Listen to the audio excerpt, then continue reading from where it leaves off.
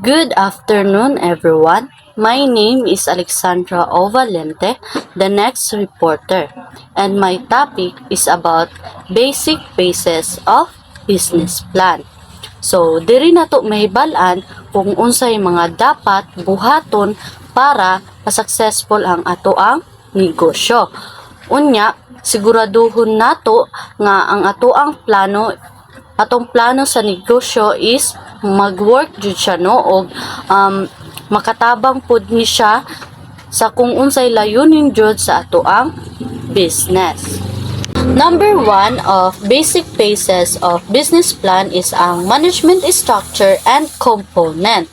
So this part of business plan explain how business is organized and managed. So, importante dyan siya because it helps investors and worker understand who makes decision, how work is divided, and how the business will function smoothly. So, for example, mag-business ta og bakery and butang natog ang name is Sweet Treats Bakery.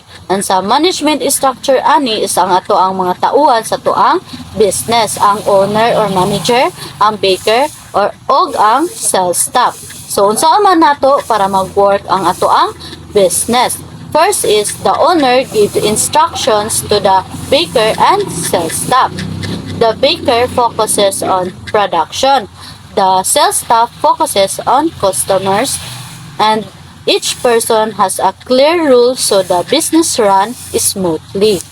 Number 2 is ang marketing and distribution system. So, diri is about sa pangangailangan sa ato ang product or service. Pagpapakita ng kalamangan sa product kumpara sa kasalukuyan nga product na naa sa merkado. Nga pagplano kung unsaon para maipamahagi o maipromote ni na product. So, for example, is atong product is homemade nga fruit jam. So, dapat ato ang surion nga kung unsa kadaghan nga mga mamimili na gusto mo palit sa imuhang jam nga walay halong artificial nga pangpalami. So, dapat siguraduon po natong mas masustansya ang ato ang jam kumpara sa uban nga ginabenta sa supermarket. Unya, gamito nato ang social media kay para mabaligya nato ni sila, dili lang kay mabaligya nato sa personal kundi mabaligya pud nato sa online ang ato ang negosyo para mahalinan pud ta dili lang sa personal kundi pud sa social media malinan pud ta. Itong gamiton ang social media kay para ma-promote ang ato ang product. Number 3 is ang production and technology. So, kani is about siya sa kung unsaon nato paghimo ang atong product or asa nato himuon ang atong product or ihatag nga service like machineries, plant location, ug uban pa nga makahimo sa ato ang product. For example, magnegosyo ta og car wash. Asa man nato ni ibutang? Syempre sa mga mataong nga lugar. Kanang dali ra makita sa mga tao. Nya, di ba kasagaran asa nato ni siya makita sa kilid sa kalsada. Kanang dali ra makita sa tao, kanang maagian lang nila ana. Unya unsa may mga kagamitan ani? So, high pressure washer, vacuum cleaner, ug mga sabon ug wax nga para sa special nga para sa sakyanan. So, unya pila man ang kailangan nga mga tauhan ani sa ato ang negosyo. Naa diha ang mga taga-limpyo, cashier o supervisor. So, mao na example sa production and technology. And last is ang financial management.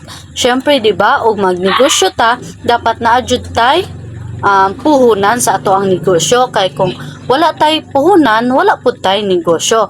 Kay ug wala jud tay kwarta nga ato adjong kaugalingon, pwede man ta mag-utang sa kanang mga bangko kay para ato ang i-start nato sa ato ang negosyo. Bala ginagmay lang na negosyo basta kay ato ang masugdan atong negosyo nga kanang bala ginagmay ang kita basta kay kanunay. Unya, dapat kung magnegosyo ta, dapat ato adyo siyang planuhan pag-ayo kay para ang ato ang puhunan nga kwarta is dili po siya masayang, no? Dapat naadyo tay target nga goal nga sa ato ang negosyo nga untahay dapat maka sa isa ka tuig is mabenta nimo imong negosyo, dapat naadyo kay maginansya ana, dili ka pwede nga sa imong negosyo is na ay malugi. Dapat ginansya jud imong perminti hunaon kay para mabalik pud ang puhunan nga imuhang gigasto sa imuhang negosyo. Unya, dili lang pud dapat nga ang imuhang negosyo is imuha na dayong mahalon og pagbaligya imong negosyo, dili pud na siya maayo kay dili man siya mahalinan. Maayo nang kanang bahalag barato lang nga na barato imong imong pagbaligya sa imong negosyo, pero karang makaginansya pug ka.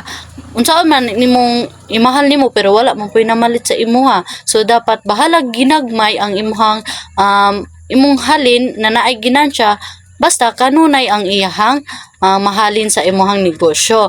So dapat naa jud kay goal permitting nga ma-successful imong negosyo kay para dili masayang ang imuhang puhunan na kwarta nga gipagawas.